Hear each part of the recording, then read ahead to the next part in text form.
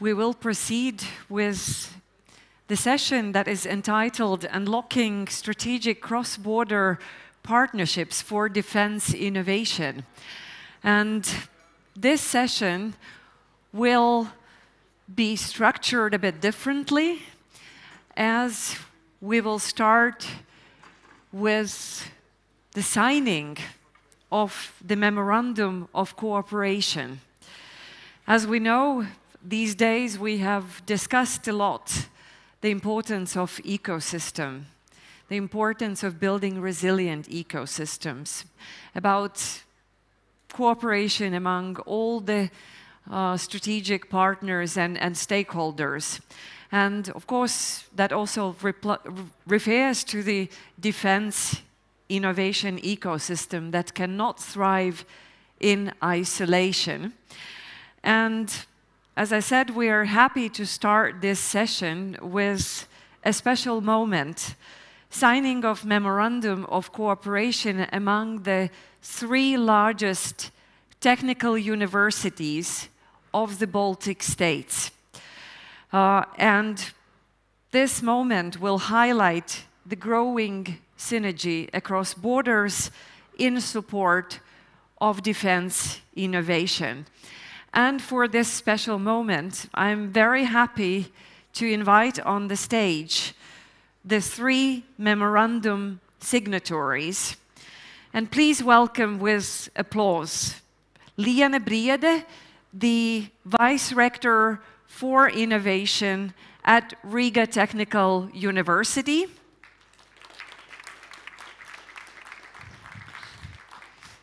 Lena, it's very good to see you. And before signing the memorandum, you as being the hosting country of this special moment, would you say a few words about the memorandum, what it foresees? So what is the commitment? I believe this is, for us, extremely important moment. Let's be honest.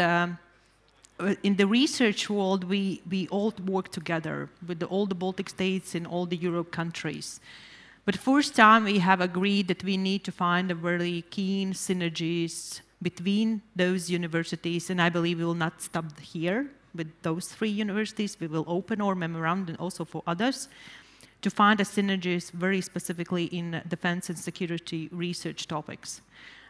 Because together we are power. We need to work together, especially now.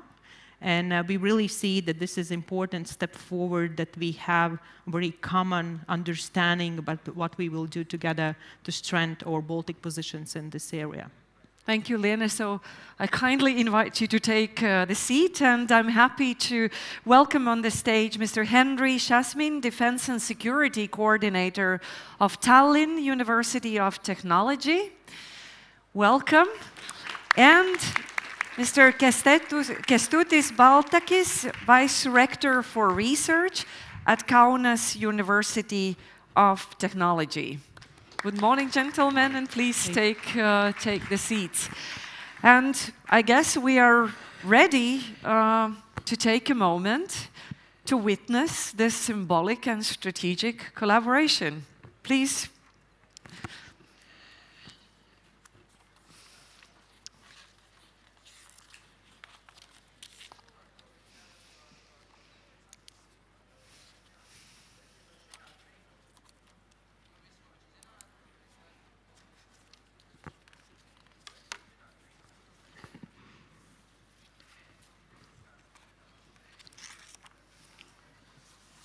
We'll pass it.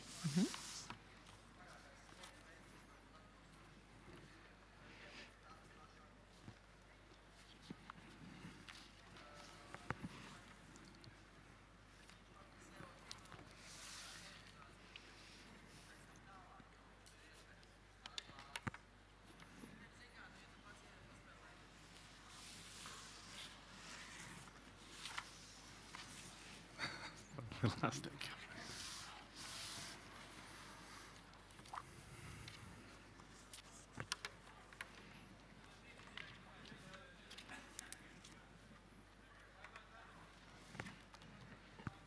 All right, so I guess it's the time for the family photo. Yeah. Congratulations, and let's fortify this cooperation with a good round of applause, indeed.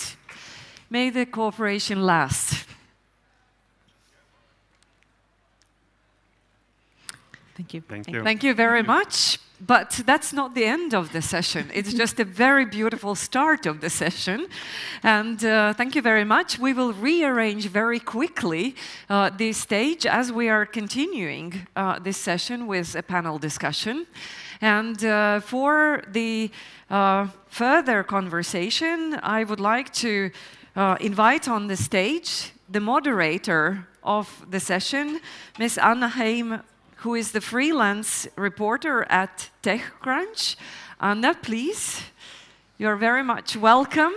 And I guess you will take the beginning to introduce the rest of the panelists, right? And I hand over the moderation to you. Thank you very much. So we just witnessed one signature, but I'm also going to call more people who are collaborating. So joining me on stage are Teemu and Andres. Please join us.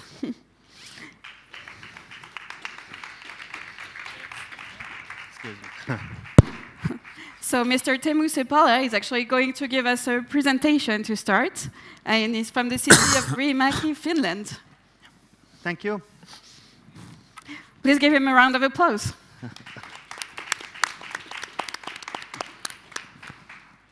Okay, great to be here, first time in Latvia and Riga. So let me start with a short introduction.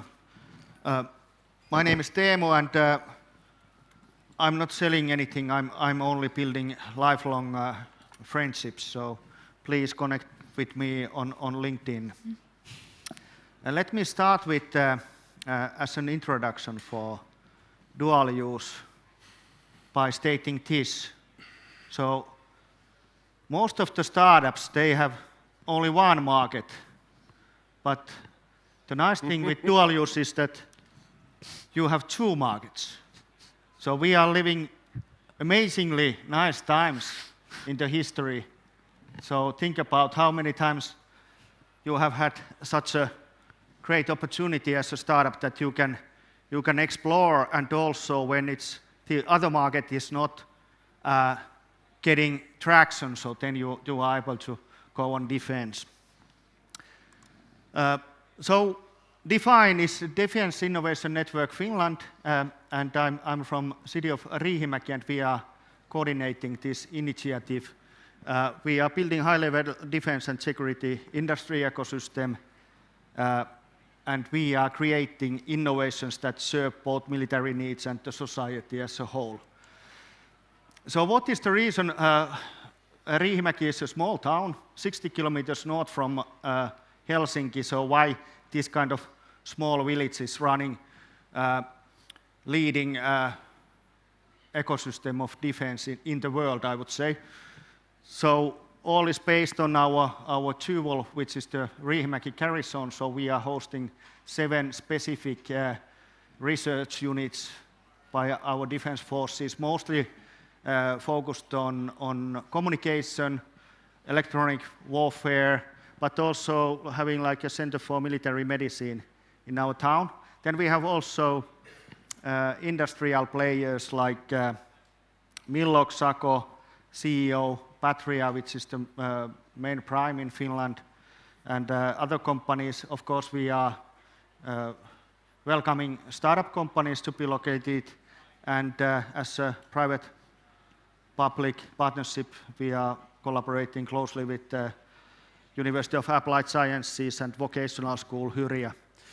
So what we are offering, we are offering a co-working and accelerator space. So companies can locate in our innovation hub, business development, training and events. The most important one is the accelerator, hackathons we are organizing together with various partners.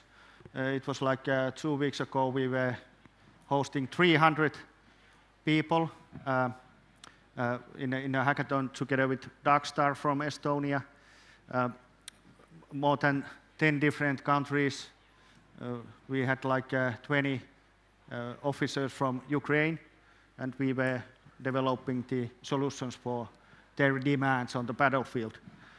Target groups are companies, investors, students, international connections. So I will tell a little bit about the Organization for Defense Innovation in the Nordics, which is called ODIN.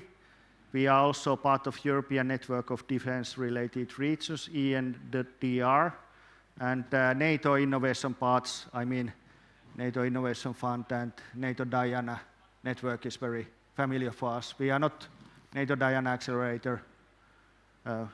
Instead, we have a very smooth approach, no strings attached. So Organization for Defense Innovation in the New Nordics.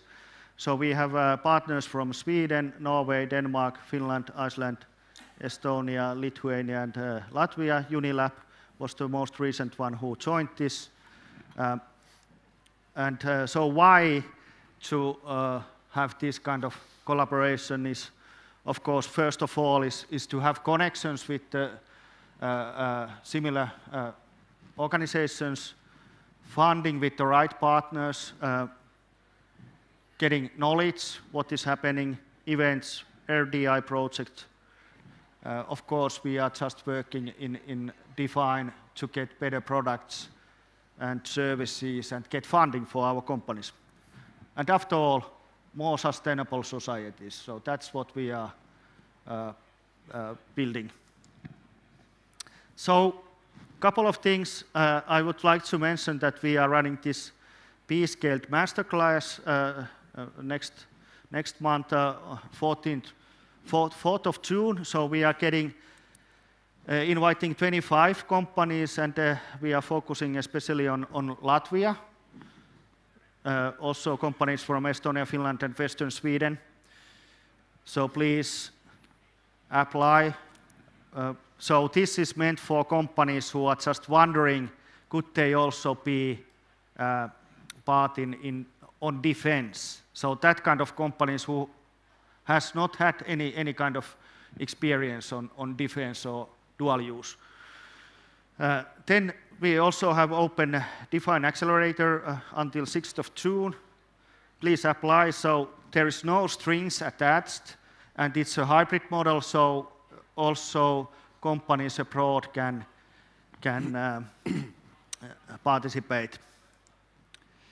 A couple of things. So a year ago, we were starting with DefSec pitch competition.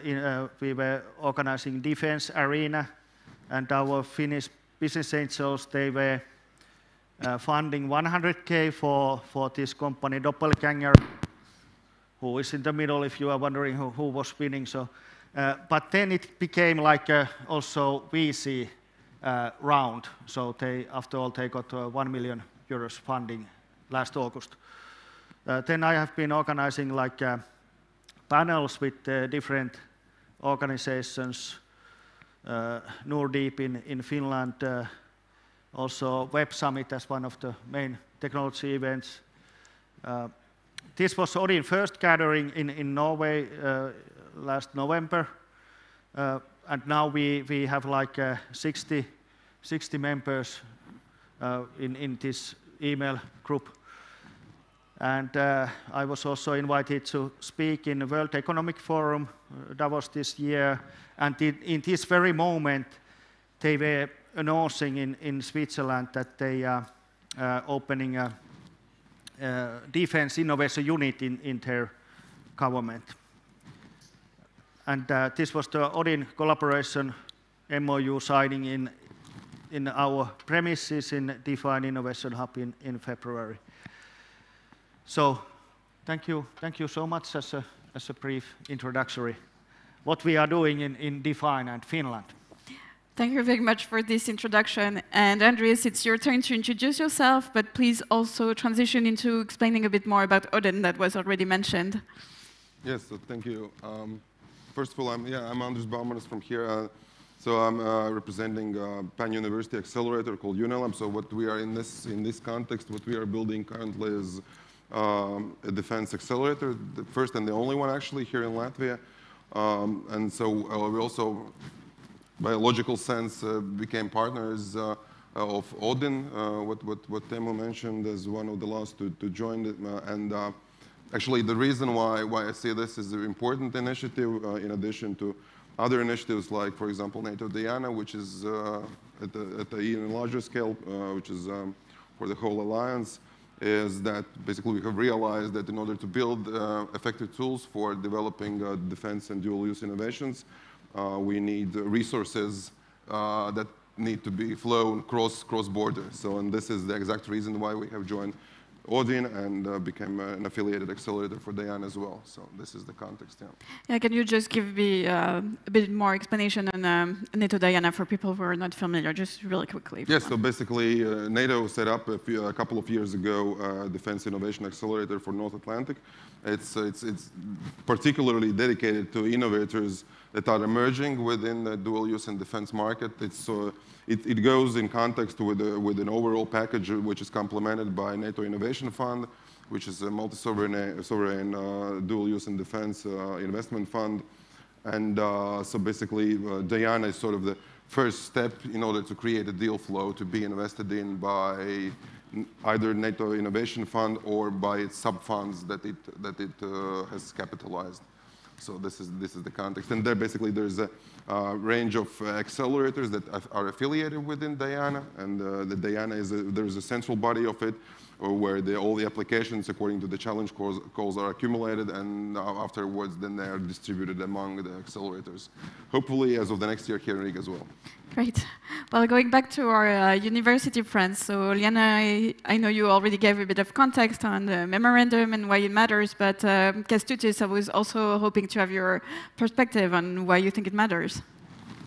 As university, we are very proud and thankful for our partners, for support of them, and for collaboration, because to be honest, in this curious geopolitical situation, it's very important to be together. And at university, we speak about defense innovation as umbrella, because we have more than 60 research groups, and we can cover starting from food industry, ending with electronics, informatics, AI, cybersecurity, and also we can cover all research fields. So collaboration between academia, we can get more competences, and I think that we can attract more companies. That really actually reminds me of what you were telling about the masterclass, that it's for companies that don't do defense yet. How many do you think could get into defense that are not doing it yet? You mentioned your two pillars, like doing dual use and not just one thing too. So, pardon? How many companies are doing something completely different when they could also be doing defense, in your opinion? Well, my opinion is that most of the technologies can be also utilized on defense for sure. And I also would like to highlight that in Finland, quite a lot is put pressure towards defense forces. That's not the only market. I mean, it's a huge, there are versatile organizations so on defense and security field. So not only focus on the defense forces, but I mean, we are providing the venue for testing with the end user, I mean, Finnish Defense Forces. So that's our unique niche. Mm-hmm. Interesting. And Harry, can you maybe give us the Estonian perspective? Yes. Security and defense, this is a very hot topic at the moment. But Tallinn University of Technology has been engaged in research and development, defense and security already 25 years, since the early 2000s. TalTech has participated in national and international research and development activities in the field of defense and security. including NATO STO, European Defence Agency, etc. And I think this is a good base to continue. I think it's interesting also to see these initiatives that have a track record of a couple decades and now started collaborating. So, Liana, what's your perspective on the why now? I think we all know, but maybe the sense of urgency that made this happen. Can you give us a bit of context? I believe this is about all the also European vision about the future. So let's be honest, all the universities work really hard to compete regarding European funding. And we see the Eastern Border will be a really strategic partner for every project that will be applied for defense and security.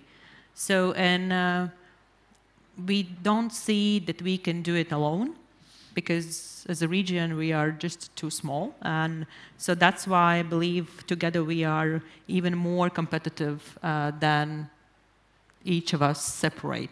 This is one thing. But secondly, I believe this kind of geopolitical situation we are now, it's not anymore the choice that we can, you know, take, because it happens now, and we don't see that research institutions not playing a really important role in this situation. We really see that we can help, and we need to help. It's not, as I said, it's not a choice anymore. It's just a necessity that we need to take. So that's why, as I said, it's the first step.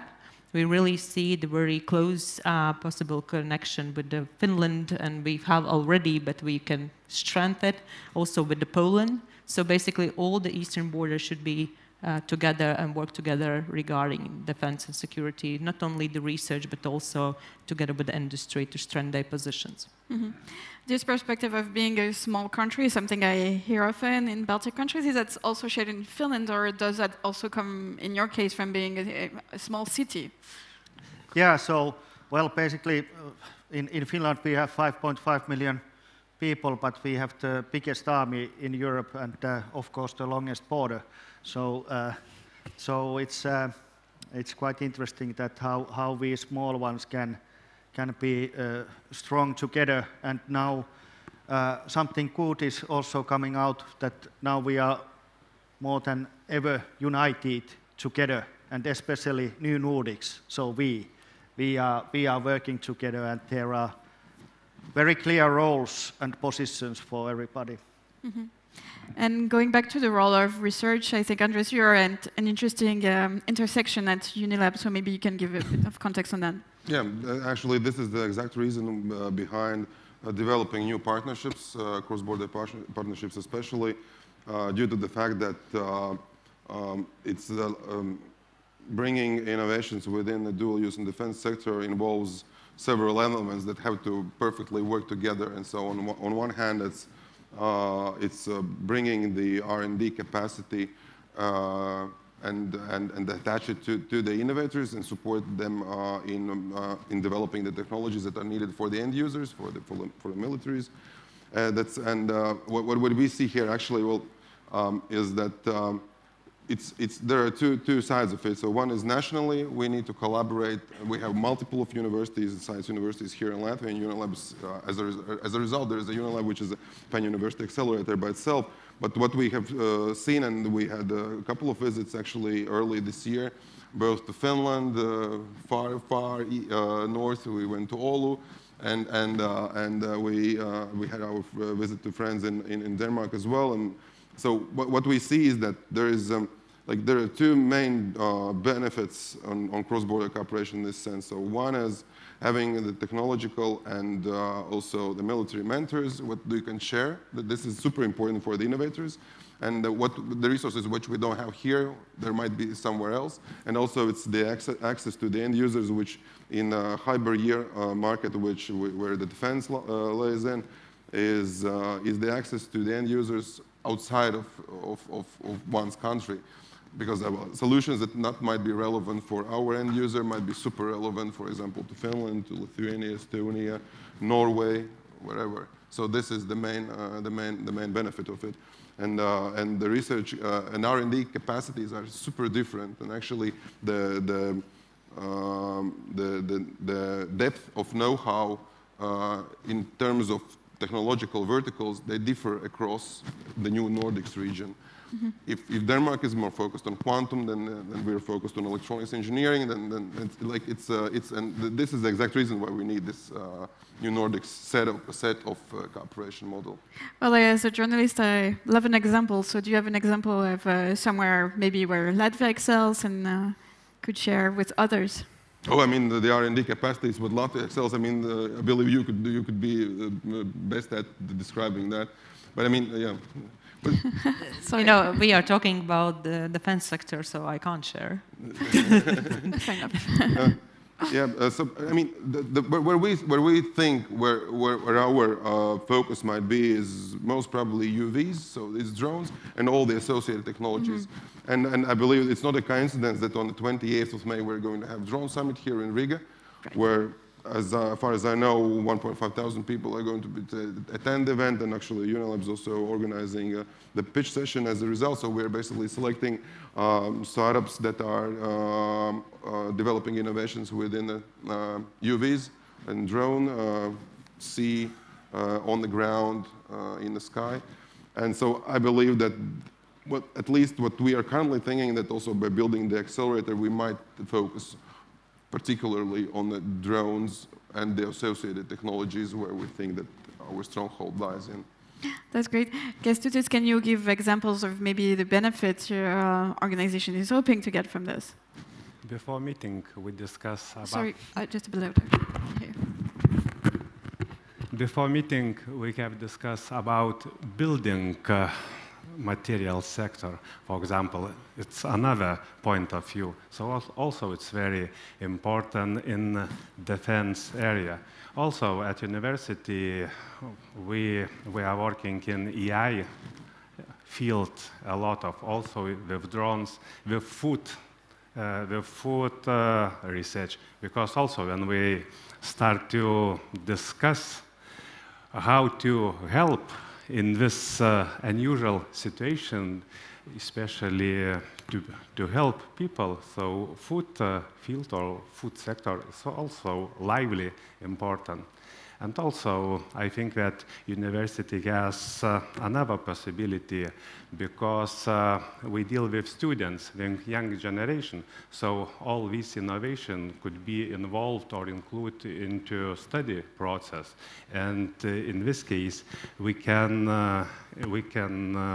reach long-term tasks or aims. So we are thinking also we are discussing not also about research fields, but also about study fields. Mm-hmm. How to propose, how to motivate young generation, young students. Mm-hmm. Great. And Harry, again, maybe for the Italian perspective on this? Yes, studies are a very important component. We had previous experience in the field of special security courses, for example, electronic warfare. And these courses were very, very popular. And I think our next step, we think we plan to create a special course for students. This topic is drones and drone countermeasures. Very interesting. And Liana, do you plan to add new institutions to the partnership eventually? What's the roadmap for the memorandum? As I said previously, we are really open. We just started some minutes ago. We were all witnesses of that. But yeah, as I said, the main goal is to cover all the eastern border. So we are already on discussion with Finland universities and also with the Poland universities to have a full, let's say, membership. But as I said before, I believe we will be very open to add some new members. We will see how it will go. So we are still ongoing to draw our roadmap and where we will follow. And you would be the point of contact if someone from Poland is watching this, or? Sure, you can reach me, and we will find a way then connect with other partners. And if I can add on what the already colleagues said, I believe we have really a lot of similar things regarding the region. So one of the things, and also it goes together with defense. So most of the countries have their own AI center, so national AI center, and goes together with cybersecurity. And let's be honest, the cybersecurity now, it's not just a hot topic in Europe, especially in our countries, because cyber attacks is everyday life, and that's why the cybersecurity is extremely important, and the research should be that. And second thing that we also had this morning discussion about the microchips. So we have also really close collaboration between our Baltic states regarding the microchip national centers. And microchips also play a huge role in defense industry. So we have already a platform that we have a common memorandum about this, and our partners work together. But I really believe that this is another topic that we will follow up, and really clear Baltic strategy about how we can be more integrated in Europe chip value chain. Interesting. Andres, you mentioned drones. I know there is also the Drone Coalition. In which areas do you think there could be more collaboration? So what AI, microchips, what else? Very good question. So I think, first of all, we need to set the scene for why drones and UVs and everything. I believe, and I'm not the only one, that the future warfare is autonomous. Like basically, we will have autonomous warfare, and most probably at one day, there will be no physical person going into real battlefield. So it will be most probably a battlefield which is totally autonomous and which is technologically driven. So this is where it goes, and partially the situation there in East is already developing that towards this direction. And so yes, and if we look at the autonomous warfare as the potential end result within, I don't know, a decade, let's say, then it means that it's a combination of several technologies which you have. You need to have photonics and optics to see things. You need to have a communication channels, cyberly secured communication channels in order to transfer the data. You need electronics and engineering and aeronautics in order for the UVs to fly and go on the ground. So, and this is on one hand the challenge, and on the other hand the opportunity, that it's actually a combination of several technology verticals. And even if we look even at the health as one of those, or food as well, it's about automated stockpiling, automated delivery, autonomous delivery, autonomous monitoring of whatever human body or weapons, etc., etc. So it's intersection of at least three. And there's at the end what you mentioned also, AI. It's making the decisions much quicker than we do. Yes. Yeah, that's also closes the loop on the need for collaboration, because if you need a bit of everything, of course, it calls for collaboration. Absolutely, that's Yes. the reason. Yeah. And Teemu, maybe on the need of to close the loop on the need of collaboration with universities. So, for instance, Hackathon needs students. What's your point of view on that? Yeah, for sure. We are collaborating with various cities and universities in Finland. And in a matter of fact, so as we see, so Define is like the brand for everybody. And also, like our interns from local universities, they are also working on defense. I just would like to add, of course, autonomous systems and AI for sure are everywhere and much the future. But I would also like to mention that energy solutions is everything needs energy and power. So that's also very important.